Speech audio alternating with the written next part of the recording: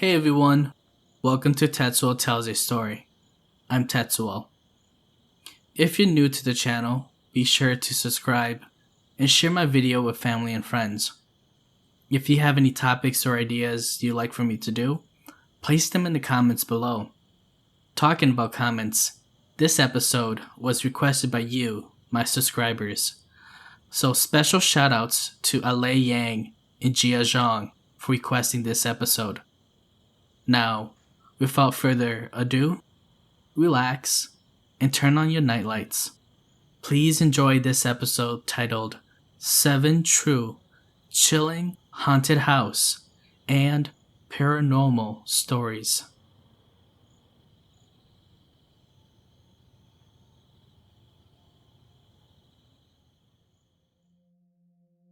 Story 1.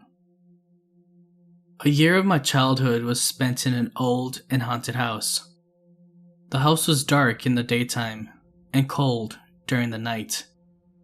Outside, the red paint on the wall was chipping away, and my parents tried hard to keep the grass alive.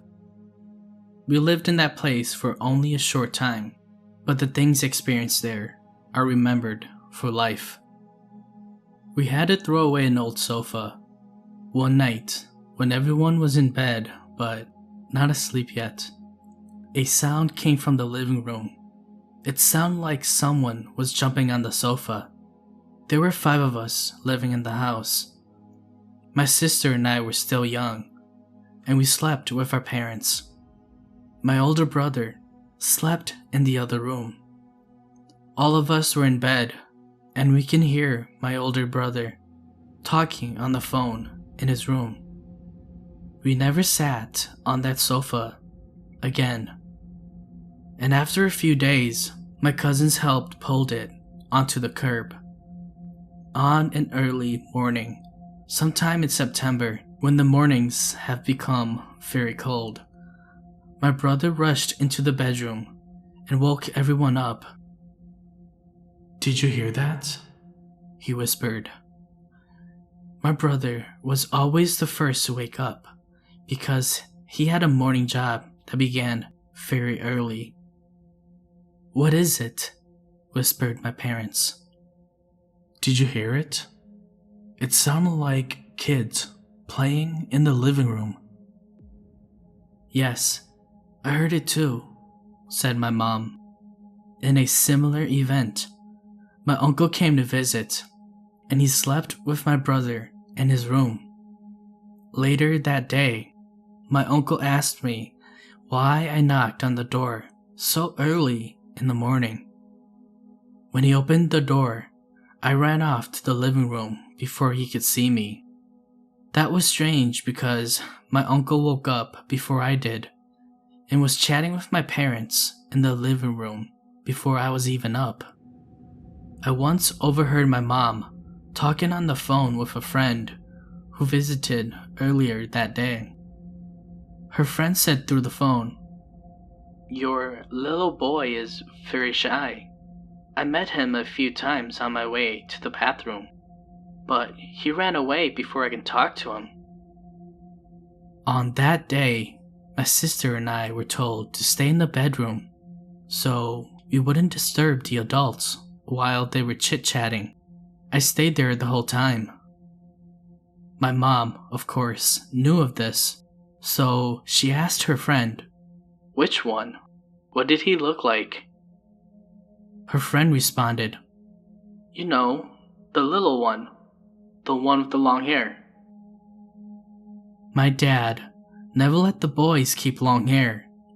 We had always had very short, clean-cut hair. All my childhood pictures showed this. "Did you see his face?" asked my mom. "No, I didn't see it. He was always looking away," answered her friend.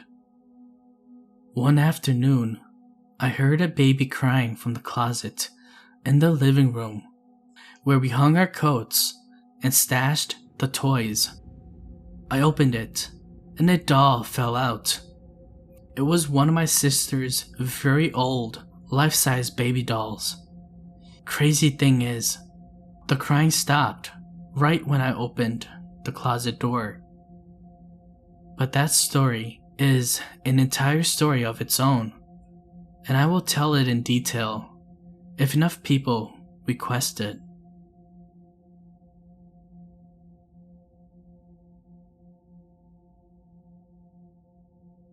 Story 2. This happened about 2 years ago, near the end of September. My aunt and her friend decided to fly up to New York from Panama to enjoy their mini vacation with my parents and I. Although many strange and paranormal experiences have happened to me ever since I was little, this event stayed with me and affected me more than the other experiences. Here's the thing, many things have happened to a lot of my family members, especially my aunt and her friend.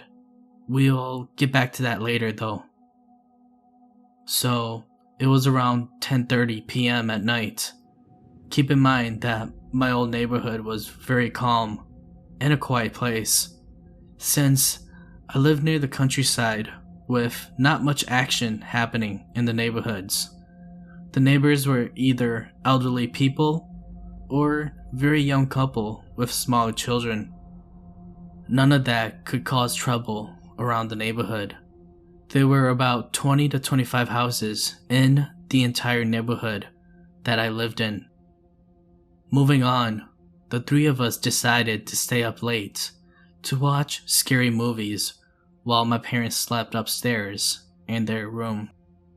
My aunt's friend was sitting near the sliding door leading to the backyard, while my aunt and I were sitting on the larger couch near the front door.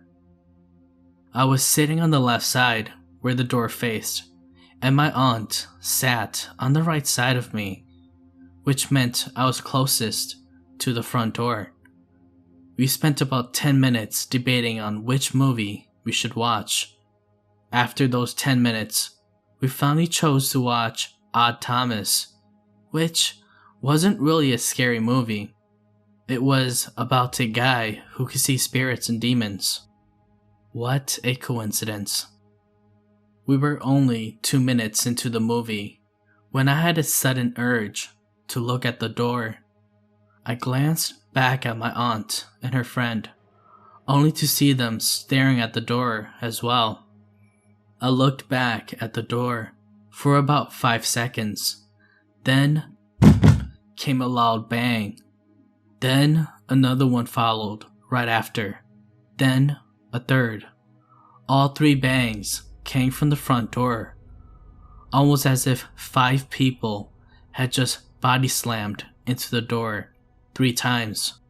I thought the door was gonna fly off of its frame.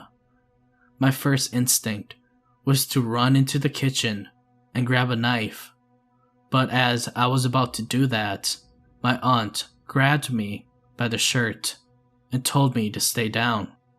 As I looked to my right, I saw my aunt's friend with her knees to her chest, rocking herself back and forth, while my aunt just kept her gaze towards the door, while all 3 of us kept our attention to the door. Next to it were 2 small rectangular windows on either side of the door. The right window had a small curtain, and the left side was being covered by a small decorative tree. The small curtain had a gap in between it because it was glued onto the window from the top area to the bottom area, leaving the middle part loose. At the moment of the bangs, it caused the middle area of the curtain to puff up slowly, and then quickly pressed against the window, leaving it wrinkled. After that, we were all silent. All of us were terrified. My aunt denied being scared, but at that moment, I could see nothing but fear in her face. I wanted to run upstairs to get my parents, but I was too afraid to go up the stairs because it was right in front of the door. All I could do was text them and call them, but they were too deep in their sleep slumber to hear their phones ring. My aunt told the two of us to calm down and to dismiss it as the wind. We all knew that there was no chance it was the wind, but in order to stay calm, she made up that excuse. And I must say that it was totally cliche. The next morning, I told my mom about the previous events. She brushed it off by saying that it might have been a deer or just some wild animal. Another cliche thing to say. We both went outside to inspect and found my mom's decoration near the front door thrown to the side. There were no scratches or bumps on the door. Everything seemed pretty normal, except for her decorations laying on the side. When the three of us looked at the door the nights of the event, there wasn't anything that could have caught our attention. Since the woods were 40 meters away from the house, we could have heard the trees moving with the wind, but we heard nothing. The movie was playing at that time, but it was strange how we all felt a certain urge to look at the door, as if we knew that something was going to happen. The bangs were extremely loud and caused me to jump up from the couch. It couldn't have been any kids playing a prank on us, because we've been living here for 3 years and nothing like that has ever happened. Plus, I knew the neighbors well enough, and I don't think they would do something like that. There were exactly 3 bangs, one right after the other, and it could have caused the door to fly out of place, but thank God it didn't. What about the curtain? The only explanation that we could come up with was that the impact of the bang created a wind causing the curtain to react that way. But why did it inflate so slowly if the bangs were rapid, and then causing it to go against the window so fast after the bangs were over? My aunt thinks that the wind could have been knocked off its course. That's why we didn't hear the trees move, and it had created such huge columns of wind. With that, it could have caused the door to move with such force. The gusts of wind might have gotten inside the house from the cracks of the door, leading to the curtains to puff up. Personally, it doesn't make sense and sounds like total BS to me. She also mentioned that she saw a shadow outside, but doesn't have an explanation for that. I didn't see a shadow though. My mom came up with an excuse as well. She said it could have been a deer or some kind of animal. But why would an animal or a deer bang their head or entire body into a door? Like I previously said, there's no scratch marks to prove that it was an animal. No animal could have caused those 3 loud bangs. We've had deer sightings in our neighborhood, but none of them act with such strange behavior. Usually, the deers would just run back into the woods. And bears are definitely out of the question. There's not been a sighting of any of them. I should also mention that we had the lights from the outside on. Why would an animal come that close to a house, especially one that is clearly being illuminated by light? Like I said, animals in general are out of the question. I think the only reason why my aunt and my mom made up an excuse for the situation is to prevent me from becoming paranoid and afraid. It's pretty late now for that, since I've had my fair share of experiences as well. Now, to my aunt's friend. My aunt told me that her friend, when she was younger, suffered from really bad night terrors. She said that she saw strange things, demonic entities, as she would describe them. She'd wake up screaming and crying. It was traumatizing for her. Her family has always been religious, and then prayed for her every night. And slowly, these things that haunted her went away as she grew up. The thing that really creeped me out and led me to believe that what she might have brought or attracted that night to our house might have been a demonic entity. I hope this never happens to me again. Please let me know what you guys think it might have been. Those were 3 extremely loud knocks at my door. It couldn't have been an animal. I think it was a demon.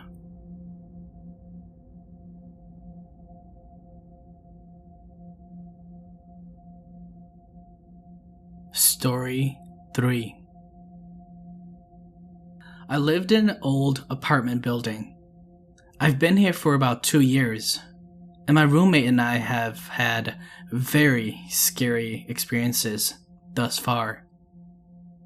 It was around 4 in the morning when we were awoken from a dead sleep by fire alarms going off throughout our entire 4-story apartment building. Seeing as this place is occupied mostly by seniors, we figured someone left a pot on in the stove again. I grumbled and blindly grabbed for a blanket.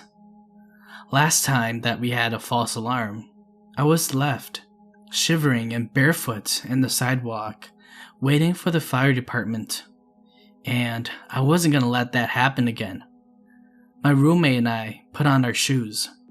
I grabbed my phone and keys, and we poked our head out into the hallway. Nothing seemed off. The hall was quite empty. No one else had come out of their apartment yet. Reluctantly, my roommates and I walked down the hall towards the lobby. We figured that our neighbors would probably follow suit. But it was only when we went through the lobby and out the front door that we realized something was actually wrong. A handful of people were already outside of the building. We followed them around to the side of the building, and more people fled in their pajamas in horror. We saw an apartment on the top floor belching out flames. People were frantic, searching for water, a ladder, anything. Someone remarked that there was a lady who lived in the apartment who had mobility issues, and she needed to be recovered now. And where the heck is that fire department? My roommate was quite disturbed by the whole scene, so we decided to go back to the front of the building, away from the fire. On our way back, we saw a guy jump off his balcony to the ground. He rolled when he landed, but I think it still really hurt, judging from how he sat on the grass and groaned for quite a while. He was lucky he was only on the 2nd floor. There was chaos, yelling, screaming, and an odd mix of panic and disinterest, especially among the senior citizens who didn't want to leave the building because using the stairs was so difficult. The fire department arrived much quicker than we've ever seen before, seeing that this was actually a real emergency, and it wasn't long before the elderly ladies in the nightgowns were being rescued via ladders and wheelchaired off to the hospital next door. At one point, the man who lived below the apartment that was on fire had a screaming episode at one of the landlords, the one who looked like a walking skeleton with an oxygen tank and a scooter. By the time the fire department got everything under control, it was around 6 or 7 a.m. The sun was up and everyone was beginning their morning commute. The fire department had blocked off the whole street, which must have been a pain. The entire population of my building sat on the curb in pajamas and blankets. Little kids, old people, broke college kids, and the works. The community really pulled together that morning. The public bus service gave us a couple of buses to sit and warm up in instead of standing around on the chilly sidewalk. Paramedics handed out blankets and checked on everyone and looked for injuries. The people in the surrounding houses were kind enough to bring us water and snacks. One lady brought a serving tray with mugs of tea from her own kitchen and offered it to everyone she could find. My mom came and picked me and my roommate up. She lives about an hour outside of town and didn't even have time to shower yet. She brought us breakfast and a change of clothes, as we didn't even know when we'll be allowed back into the building. The most disturbing details of what had just taken place that morning came to us as we were waiting on the bus. Everyone was talking about the fire, of course, but one man had a particularly horrifying detail to add. He heard that, through the grapevine, that the lady whose apartment caught on fire never made it out the building. Sadly, we suspected as much, with her mobility issue and all. But there was more. The firefighters apparently found her in the hall. She made it out of her apartment, but couldn't escape the smoke. Whether she died from the smoke inhalant or from the burns, we're not sure. But one thing that the man said that sticks with me was the fact that someone said that as they stood outside and watched the flames, they can hear the woman screaming, "Help me, I'm burning." I've always been afraid of burning to death, and the idea that my neighbor may have had such a horrifying end is deeply disturbing. I know the man who lived under her also heard her screaming. He wouldn't stop talking about it. I think he ended up with some form of PTSD from this event, and I don't blame him. We were all brought to the community center where the fire department and the emergency response volunteers helped bring some clarity to the situation and told us what to expect. Everyone was kind and sympathetic to us. Whatever we needed, they provided for us. I think all of that is pretty standard. But still, I was extremely thankful for the kindness of the volunteers, firefighters, paramedics, and the Good Samaritans. It was surreal to be in a situation like that. We almost had nothing on us. My roommate didn't even grab her phone, so she had to use mine to call her family and to let them know that she's doing okay. We had no money, no ID, none of the essentials, and we had no idea how long we were going to be homeless for. I was so happy to have my mom with me. I felt like a little scared girl, even if I didn't show it. We were lucky. The fire happened on the opposite side of the building from us. Our unit was totally unaffected. We were one of the few allowed back into our apartment that same day. The building stunk of smoke for weeks, even though the fire took place on the 4th floor in a single apartment. The damage was extensive. Even on the ground floor, the walls were blackened with ash. When they attempted to start fixing up the building, they found asbestos in the walls. A few people were forced to move out of their apartment, and we're talking people who've lived there for over 30 years. I remember the night that we were allowed back into our apartment. I wanted to box up my most prized possession, and I kept them in my car, as if I thought the building was gonna catch on fire again. My home didn't feel safe anymore, and it wouldn't for several weeks. It would take a long time for any of us to hear anything about what caused the fire.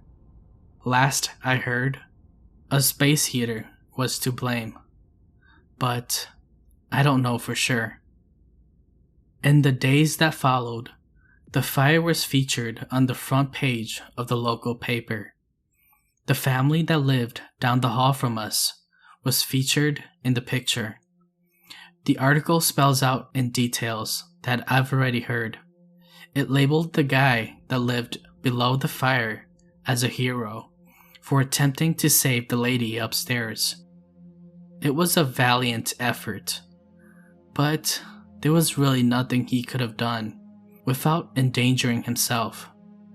I felt sorry for him, but I often wonder if the guilt keeps him up at night. Sometimes I think about the lady who passed away in this building. I listen to a lot of ghost stories, so I wonder if her spirit haunts this place. Her sudden and horrifying death would be the sort of thing that would make a ghost linger on Earth, wouldn't it? So many things are left unfinished. Regardless, I hope she's at peace, and I hope that my neighbor has been able to find some kind of semblance of peace as well. 4 months later, we regained some sense of normalcy. Before you knew, things are now back to the way they were, if you ignore the orange tarp around the side of the exterior, the restoration vans that still come and go every day, and the security guard stationed in the lobby. The damaged wing is still closed while they try and sort out the asbestos situation. But for those of us who live on the other side of the building, things are relatively normal. I hope they stay that way.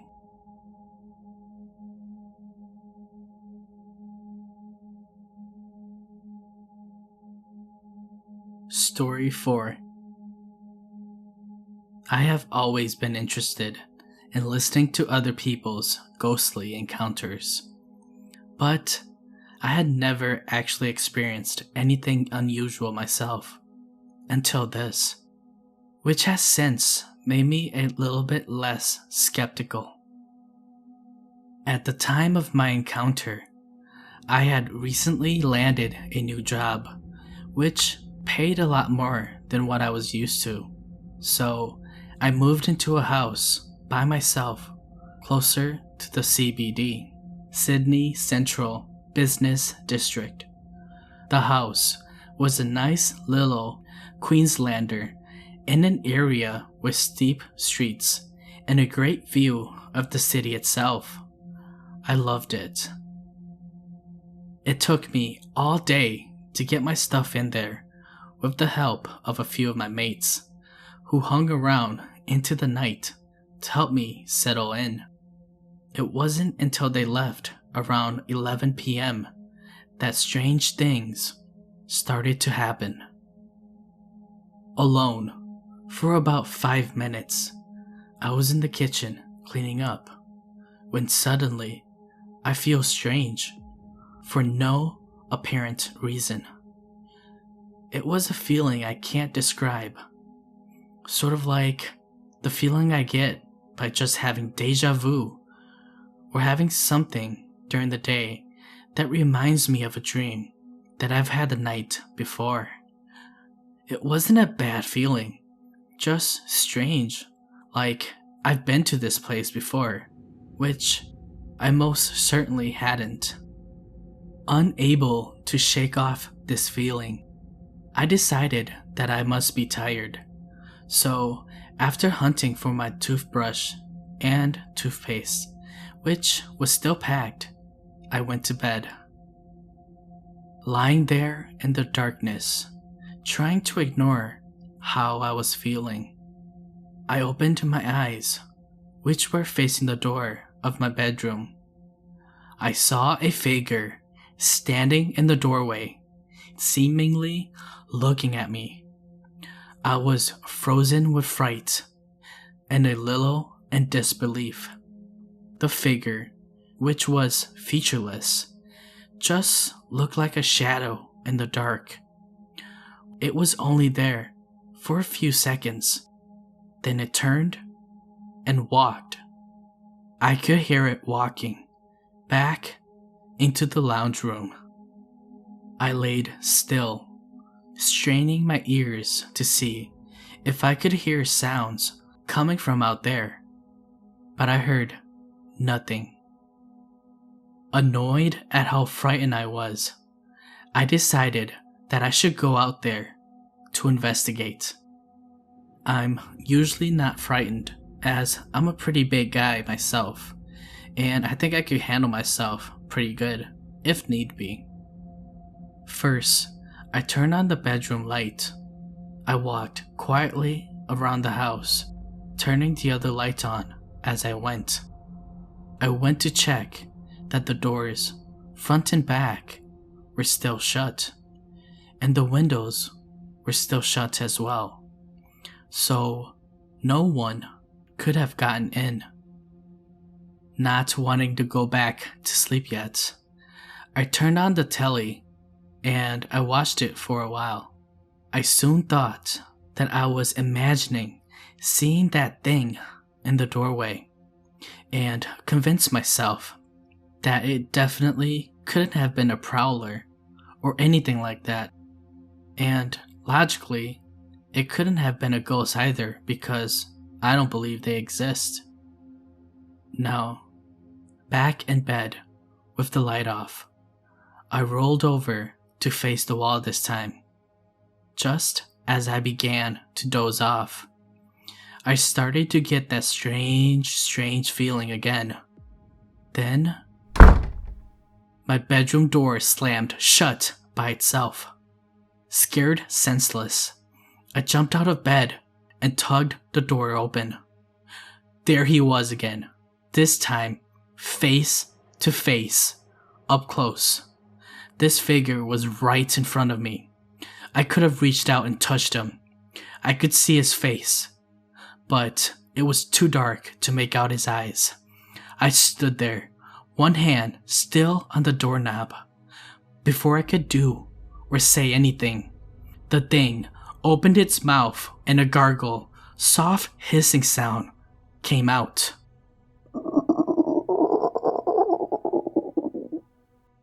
I slammed the door shut right in its face. I grabbed my keys, then jumped straight out the bedroom window, ran up the side of the house, into the streetlight where my car was. I got in as fast as I could, and I took off. When I got to my mate's place, where I used to live, I beat on the door until he came and opened it. "What the hell is wrong with you?" he said. I then realized the whole time I was wearing nothing except my undies that I was sleeping in. When I told him what had happened, he thought I was crazy and wanted to go back to the house, but there was no way I was going back there this night. The next day, I canceled my lease, which it was supposed to be for 6 months, so I lost about $1,300 worth of bond and rent. But I couldn't bear the thought of another night in that house. The real estate agency has said that something like that has happened in the house in the past, but the previous tenants didn't have any problems. Looking back on the event now, roughly over a year later, it doesn't seem quite real, and I can't explain it to everyone without them thinking that I'm crazy or something.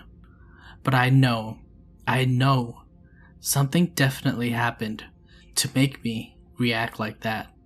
I just don't know what it was.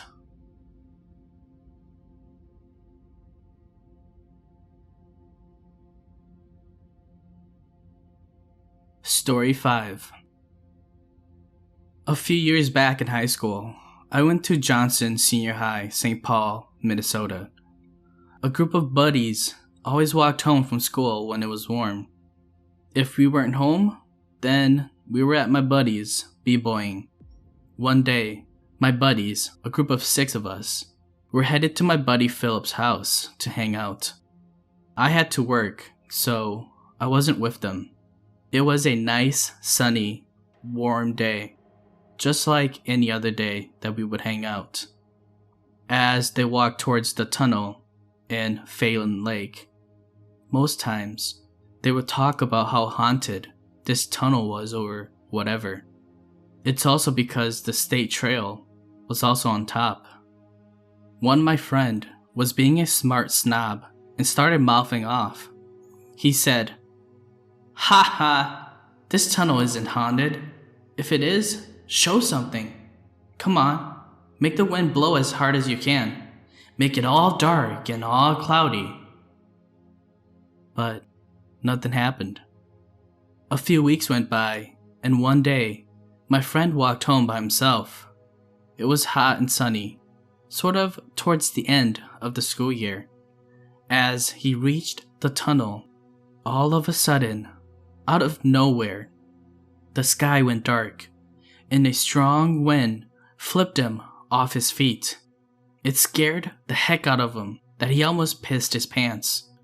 Afterwards, he ran all the way home as fast as he could. A week later, he told us what happened to him. Now, I'm not saying that it has anything to do with my friend's incident, but my dad has always told me, never test the spirits, or they will show you a world of hurt. Lesson learned for him, never test the spirits.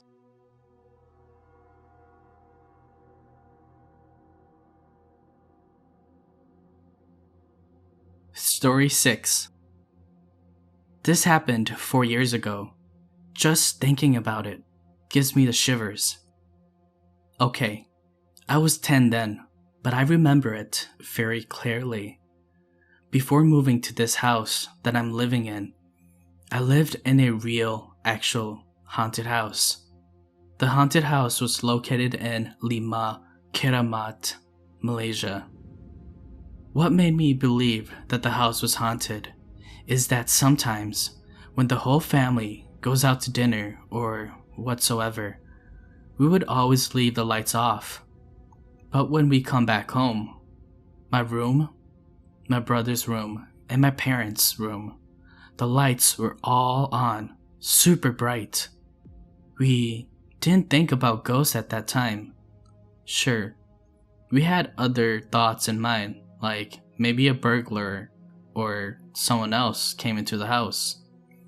But when my dad and my brothers checked, there was no sign of breaking in, and nothing else was gone, except some stuff were moved around, like plates, spoons, and things in the kitchen that were moved. And we found like knives and forks all over my parents' bedroom. Talk about weird.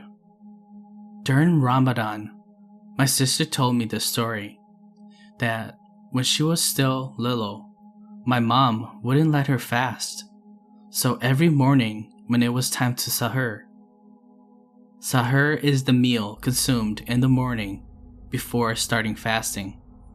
Anyways, my mom wouldn't wake my sister up. My sister was startled out of her sleep by someone calling out to her.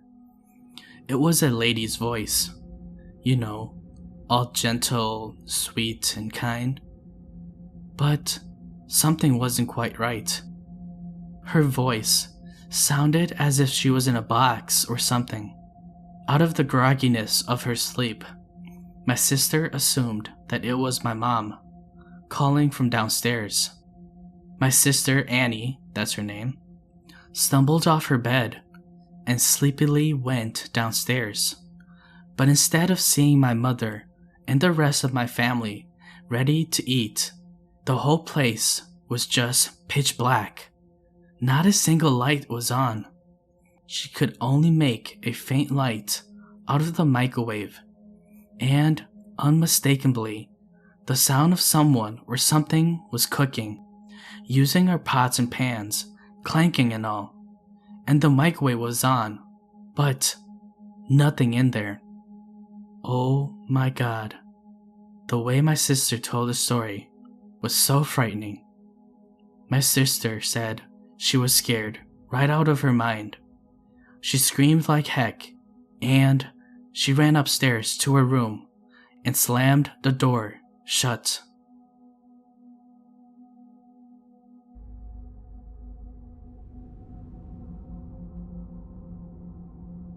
Story 7.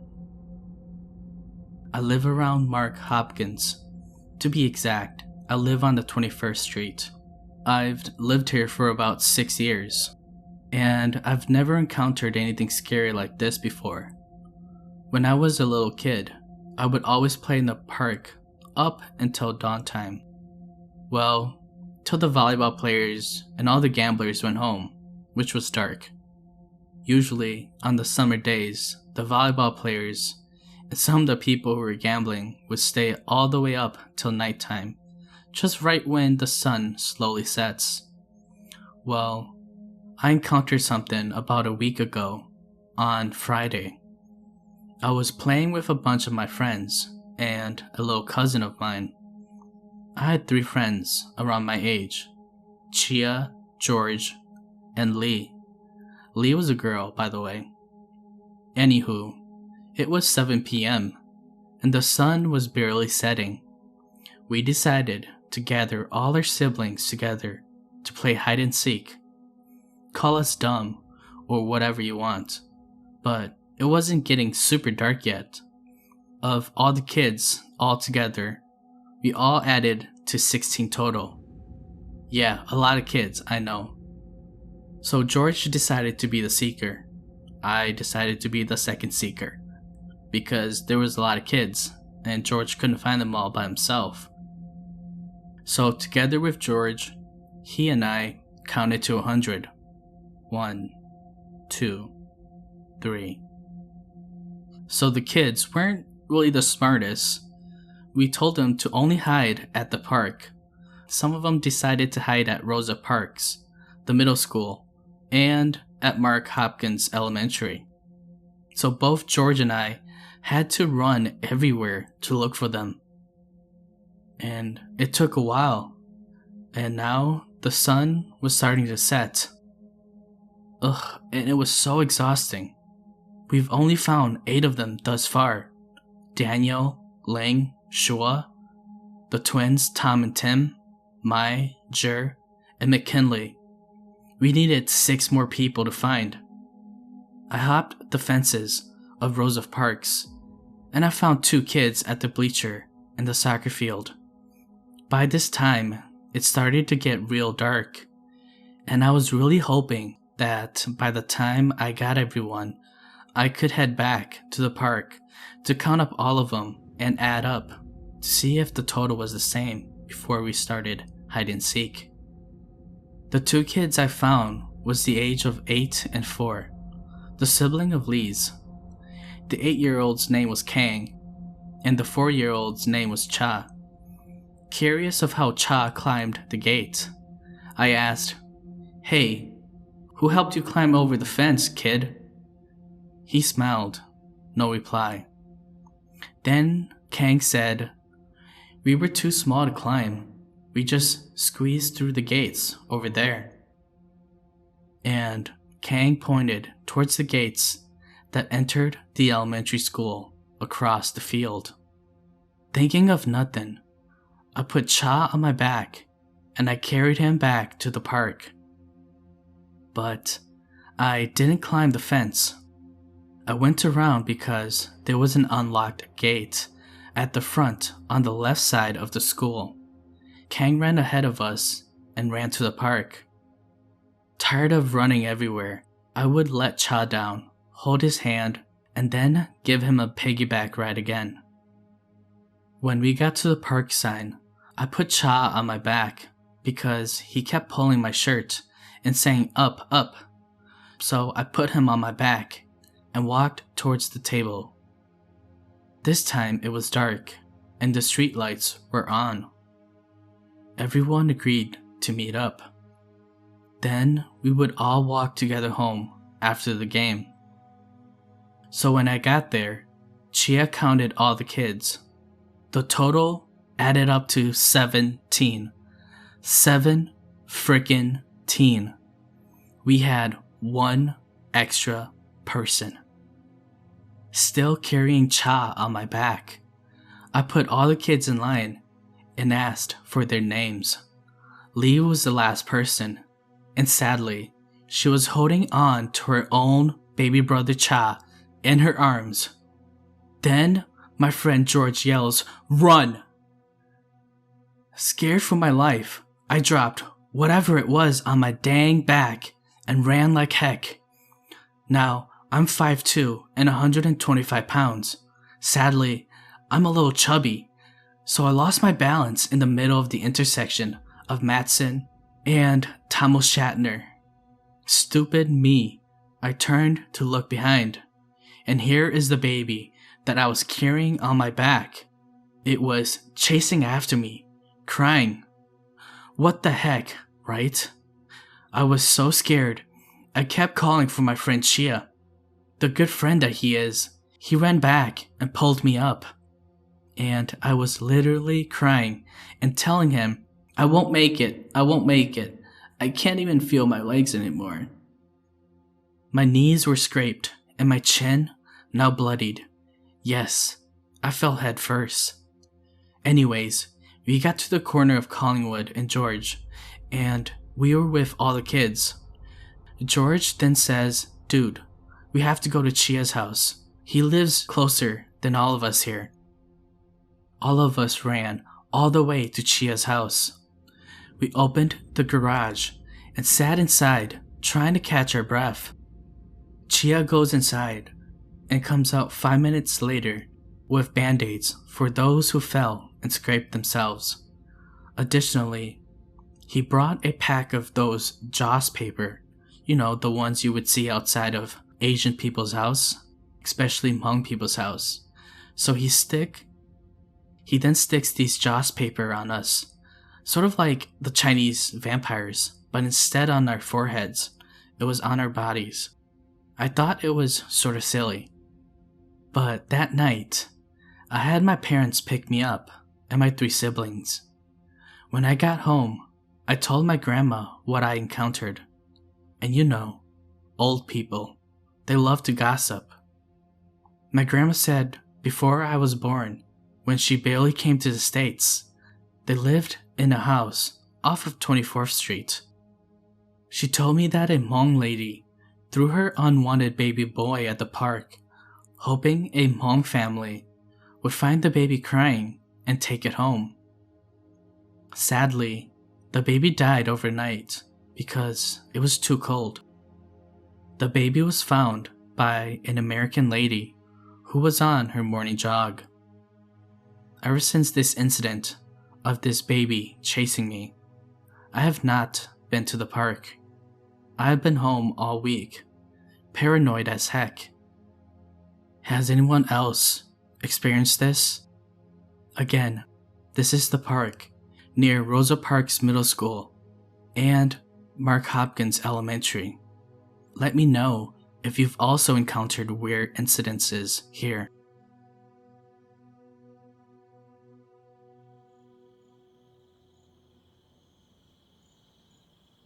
Thanks everyone for making it to the end of this episode. If you haven't yet, please subscribe to the channel. I look forward to seeing you at the next one. Thank you.